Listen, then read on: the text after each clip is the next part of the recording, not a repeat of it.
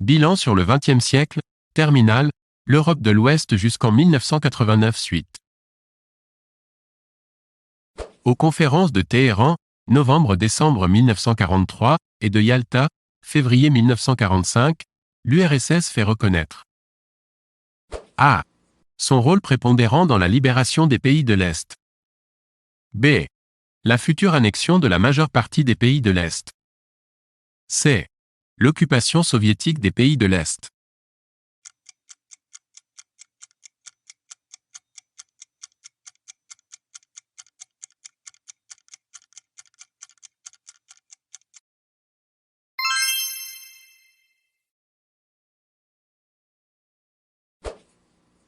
Le coup de Prague est le nom que l'on donne aux événements de Tchécoslovaquie en février 1948, par lesquels A. Le président démocrate Benehet tire sur les manifestants communistes. B. Des manifestations communistes renversent le gouvernement libéral. C. L'armée rouge installe le régime de la démocratie populaire.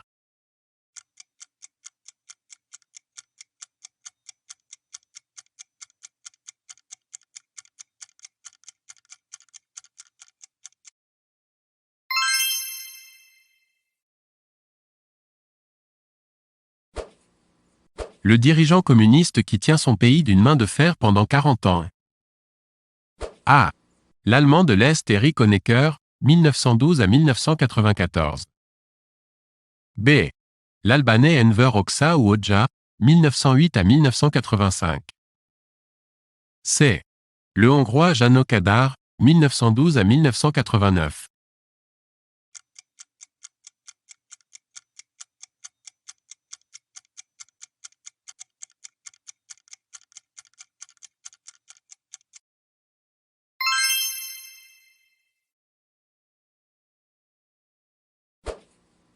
La tactique du salami, consistant à débiter, tranche après tranche, l'opposition au communisme, est conçue par A. Le Hongrois Matyás Rákosi, 1892 à 1971. B. Le Yougoslave Josip Broz, dit Tito, 1892 à 1980. C. Le Tchécoslovaque Klement Gottwald, 1896 à 1953.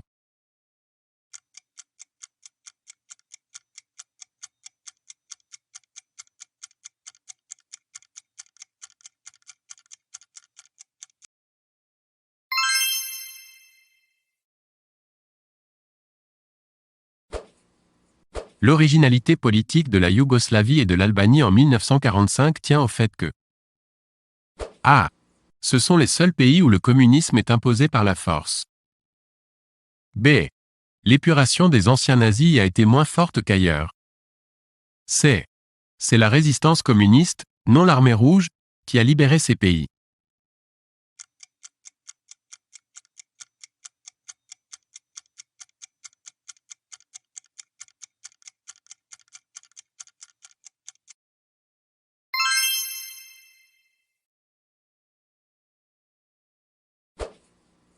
Un gouvernement de Front National, fréquemment installé dans les pays de l'Est après les élections de 1945 à 1946, est A. Un gouvernement dominé par l'extrême droite. B. Un ministère composé exclusivement de communistes. C. Une coalition de plusieurs partis, dont le Parti communiste.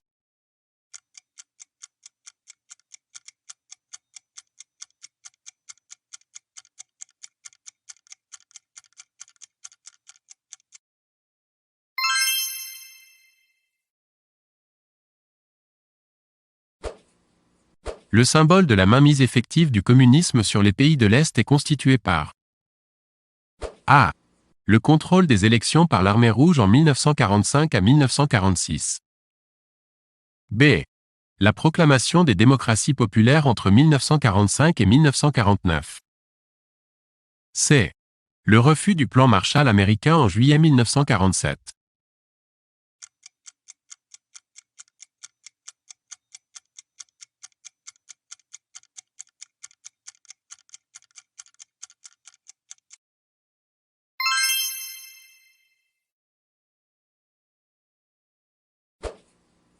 En juin 1948, la Yougoslavie de Tito, 1892 à 1980, est accusée de dériver de la ligne du parti et est exclue du bloc communiste, car A. Elle soutenait une politique de non-alignement avec l'Inde et l'Égypte. B. Elle refusait de s'aligner sur les positions politiques de Moscou. C. Elle faisait des concessions au capitalisme dans son économie.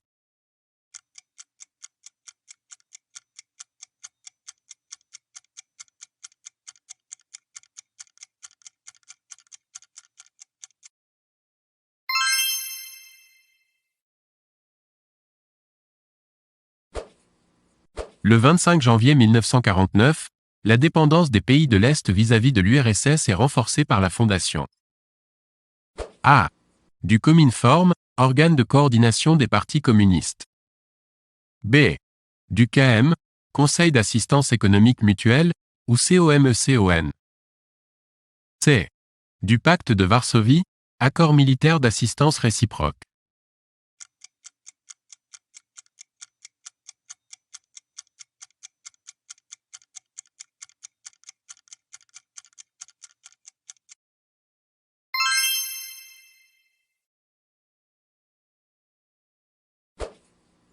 Le vice-ministre des Affaires étrangères tchécoslovaque Arthur London, 1915 à 1986, est connu pour A. Avoir été victime d'un procès truqué, raconté dans l'aveu. B. Avoir été un instrument privilégié de la stalinisation de son pays. C. Avoir dirigé des procès et des purges contre les partisans de Tito.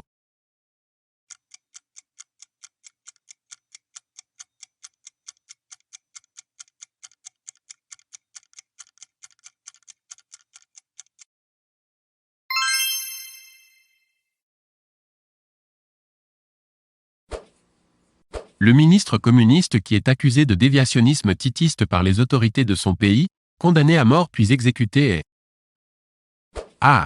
Le tchécoslovaque Klement Gottwald, 1896 à 1953. B. Le hongrois Imre Nagy, 1896 à 1958. C. Le hongrois Laszlo Rajk, 1909 à 1949.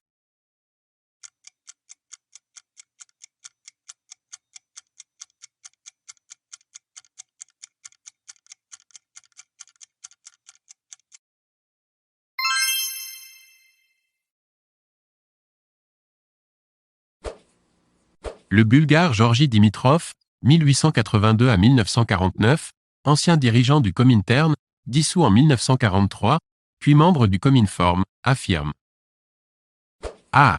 La nécessité d'une guerre totale contre le capitalisme. B. La supériorité du Parti communiste d'URSS. C. La légitime autonomie doctrinale de chaque parti communiste.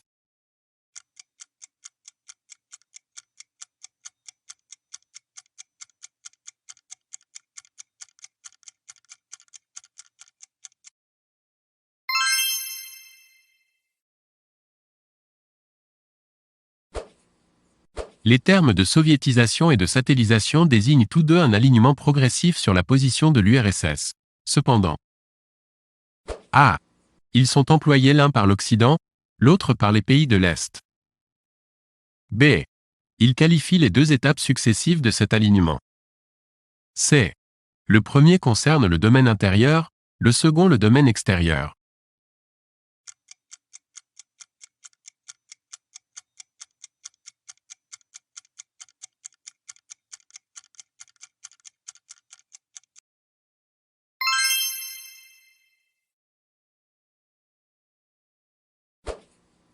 Le concept de finlandisation, créé en 1953 par l'Autrichien Karl Gruber et repris par l'Allemand de l'Ouest Franz Josef Strauss, désigne A.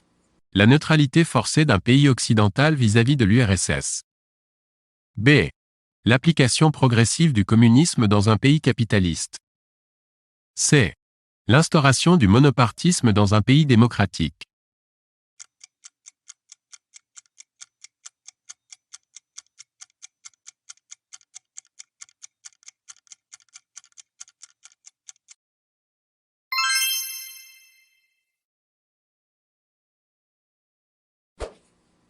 La zone d'occupation soviétique de l'Allemagne est proclamée République démocratique allemande, RDA. A. Le 6 août 1945, après la fin de la conférence de Potsdam. B. Le 23 mai 1949, après la fin du blocus de Berlin-Ouest. C. Le 7 octobre 1949, 6 jours après la République populaire de Chine.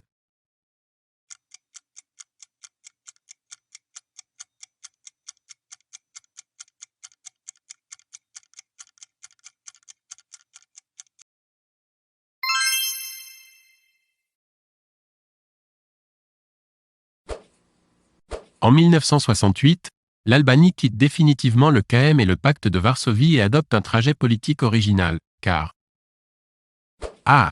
Elle est restée stalinienne, avant de suivre le modèle maoïste. B. Elle se rapproche progressivement de la Yougoslavie de Tito. C.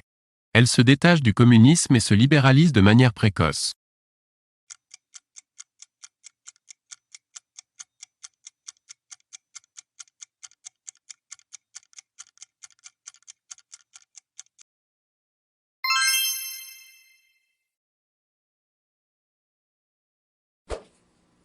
La doctrine de la souveraineté limitée, soutenant que l'intérêt du socialisme dépasse la souveraineté de chaque État, a été forgée par A. Le Bulgare Todor Zhivkov, 1911 à 1998. B. Le Soviétique Nikita Khrouchtchev, 1894 à 1971. C. Le Soviétique Léonid Brejnev, 1906 à 1982.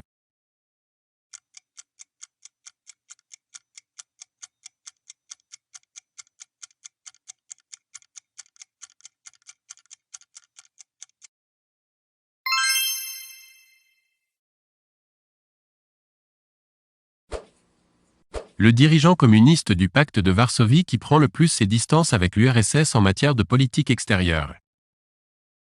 A.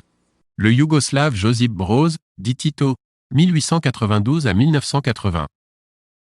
B.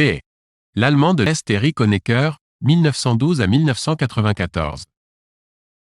C. Le Roumain Nicolae Ceausescu, 1918 à 1989.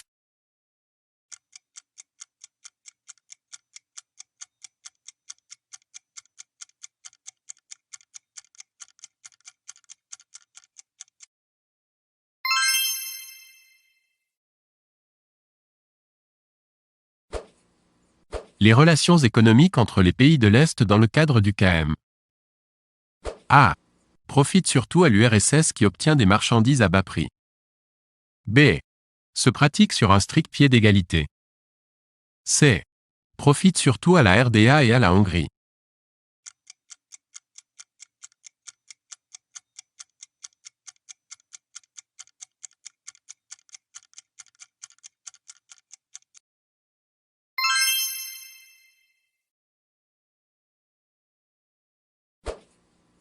Dans les pays de l'Est, le Parti communiste détient un rôle dirigeant. A. Dans le cadre d'élections multipartites. B. Dans le cadre d'élections à parti unique. C. Par un système de nomination sans élection.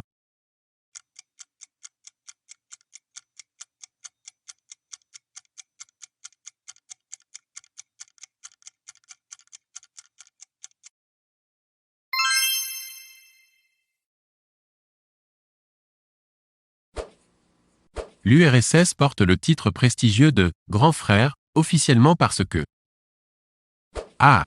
Elle présente une supériorité économique indéniable. B. Ce fut le premier pays communiste du monde en 1917. C. Elle détient la supériorité militaire, notamment avec la bombe atomique.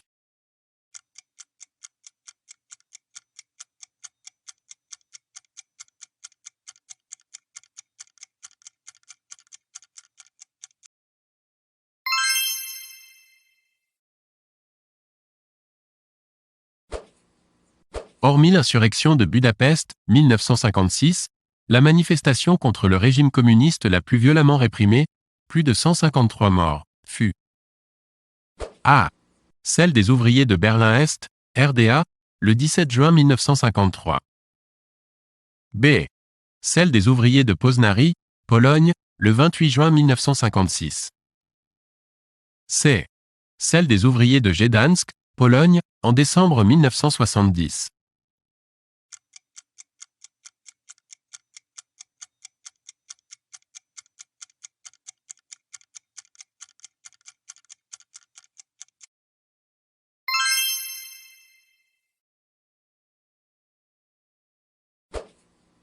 Les troupes soviétiques, garantes de l'ordre socialiste, sont intervenues seules dans les pays de l'Est. A. En 1970, Gdańsk, et en 1981, Varsovie. B. En 1956, Poznań et Budapest, et en 1968, Prague. C. En 1953, Berlin, et en 1956, Budapest.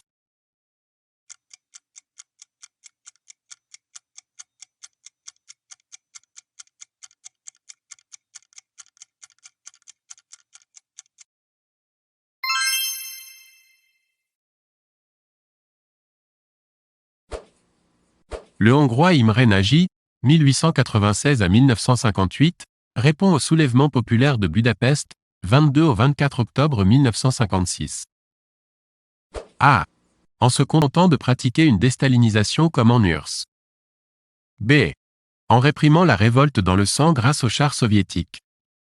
C. En rétablissant une démocratie et en quittant le pacte de Varsovie.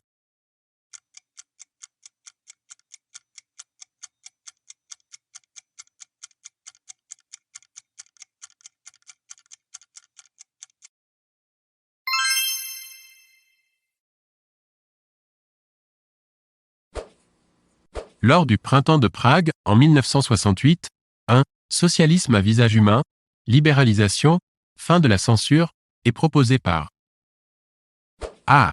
Le Tchécoslovaque Gustav Husak, 1913 à 1991. B. Le Tchécoslovaque Alexander Dubček, 1921 à 1992. C. Le Tchécoslovaque Antonin Novotny, 1904 à 1975.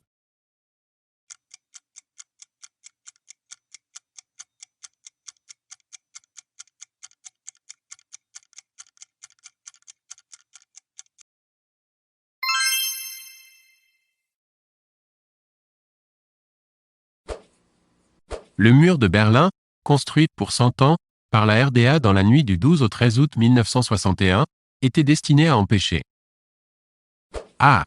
L'intrusion du capitalisme en Allemagne de l'Est. B. L'exode des Allemands de l'Est vers l'Allemagne de l'Ouest. C. Une éventuelle invasion de l'Allemagne de l'Est par la RFA capitaliste.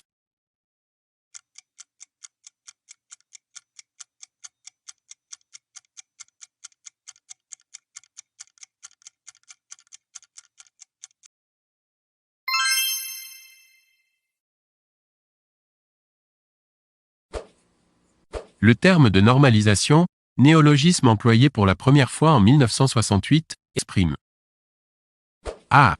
Un retour à l'ordre soviétique après les répressions de 1956 et 1968.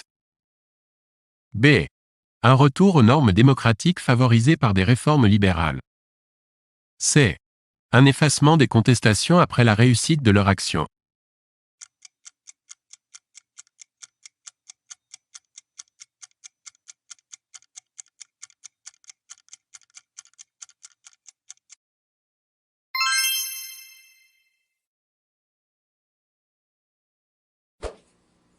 La dissidence, mouvement de résistance clandestine contre le régime, de type politique et culturel, se rencontre surtout A. Dans la nomenklatura, ensemble des fonctionnaires du Parti communiste. B. Au sein des syndicats officiels d'ouvriers. C. Chez les intellectuels, les ouvriers et dans les églises.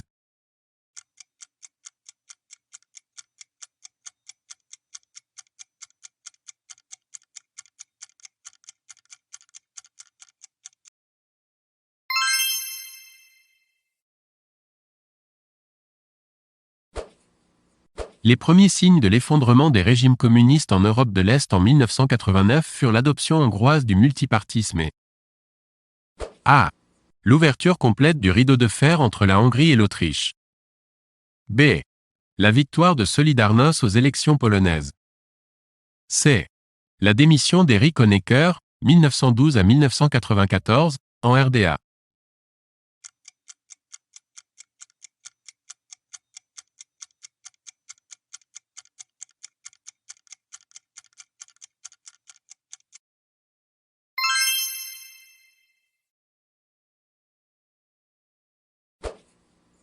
La chute du « mur de la honte » à Berlin, après plusieurs mois d'exode et plusieurs jours de manifestations, eut lieu le A. 24 août 1989. B. 18 octobre 1989. C. 9 novembre 1989.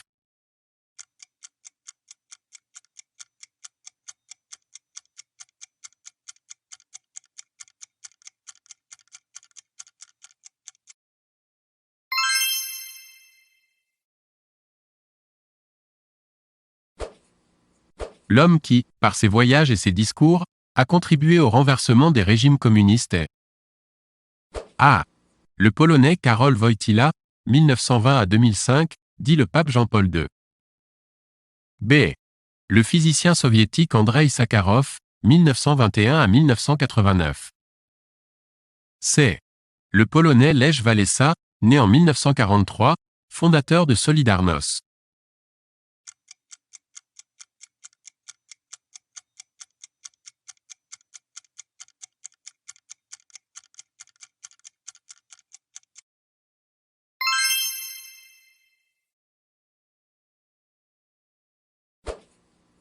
Le politicien qui, après avoir déclaré l'état d'urgence dans son pays en 1981, a été contraint d'accepter la libéralisation en 1989 est A.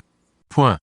Le premier secrétaire hongrois János Ketadauer, 1912 à 1989. B. Point. Le général polonais Wojciech Jaruzelski, né en 1923. C. Le président serbe Slobodan Milošević, 1941 à 2006.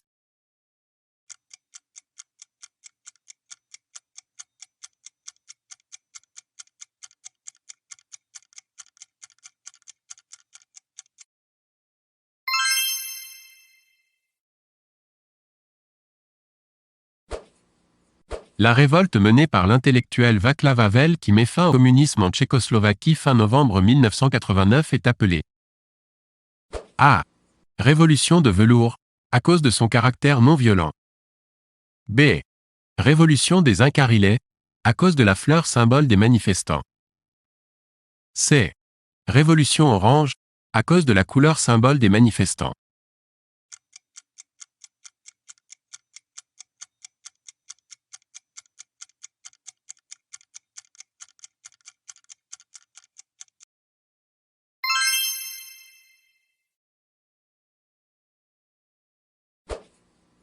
La politique de perestroïka, restructuration, menée par le secrétaire général du PCUS Mikhaïl Gorbatchev eut pour conséquence de A. Destituer les dirigeants les plus durs d'Europe de l'Est. B. Laisser s'exprimer les aspirations populaires à la libéralisation. C. Faire craindre une intervention des troupes soviétiques.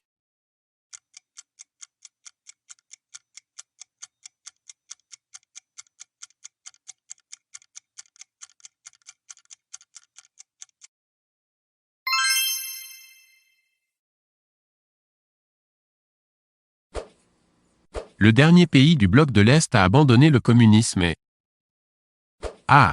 La Yougoslavie, au moment de son implosion en plusieurs États. B. La Roumanie, après la révolution renversant Nicolae Ceausescu. C. L'Albanie, après la chute du président Rami Zalia.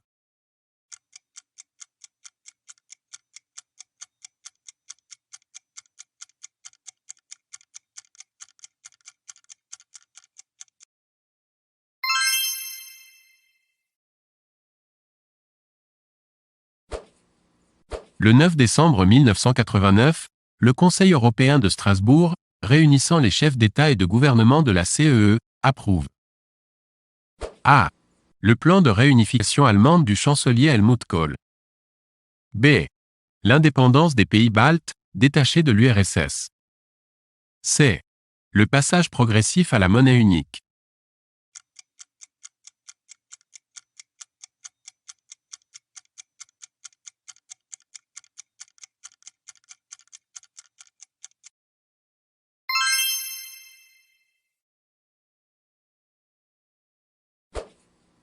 Le 1er janvier 1995, l'Union européenne compte désormais 15 membres NER grâce à l'adhésion de 3 pays neutres. A. La Norvège, la Suède et la Finlande. B. L'Autriche, la Suède et la Finlande. C. L'Autriche, Malte et l'Islande.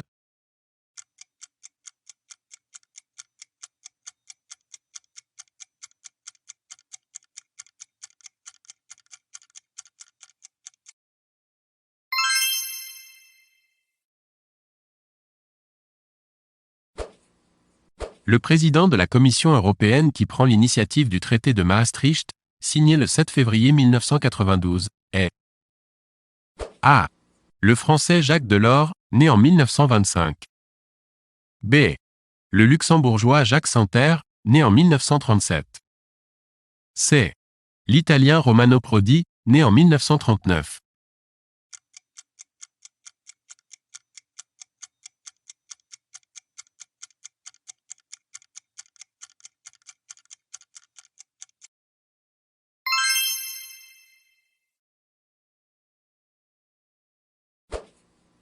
Le premier président de la Banque centrale européenne, BCE, prévu par le traité de Maastricht et inauguré en 1998 à Francfort, fut A. Le Français Dominique Strauss-Kahn, né en 1949. B. Le Français Jean-Claude Trichet, né en 1942. C. Le Néerlandais Wim Duisenberg, 1935 à 2005.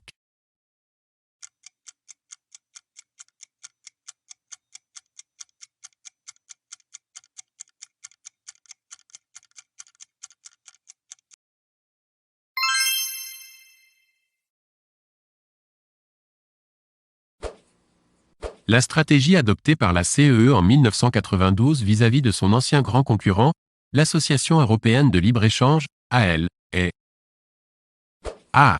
D'inciter tous ses membres à rejoindre rapidement la communauté. B. D'ériger des barrières douanières contre elle pour l'affaiblir. C. De créer un espace économique européen, EE, par le traité de Porto.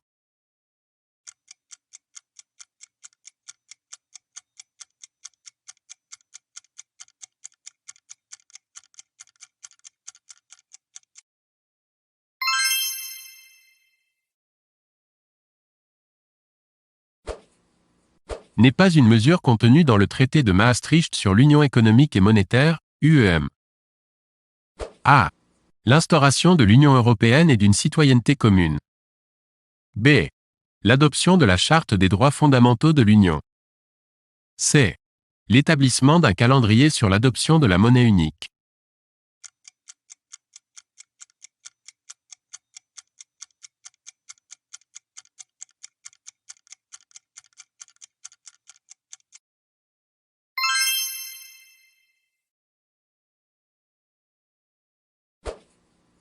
Le pacte de stabilité et de croissance, PSC, adopté par l'Union européenne en 1997 a pour objectif de A. Stabiliser le lourd budget de la politique agricole commune, PAC. B. Développer la politique étrangère et de sécurité commune, PESC. C. Préciser les critères de convergence nécessaires pour adopter l'euro.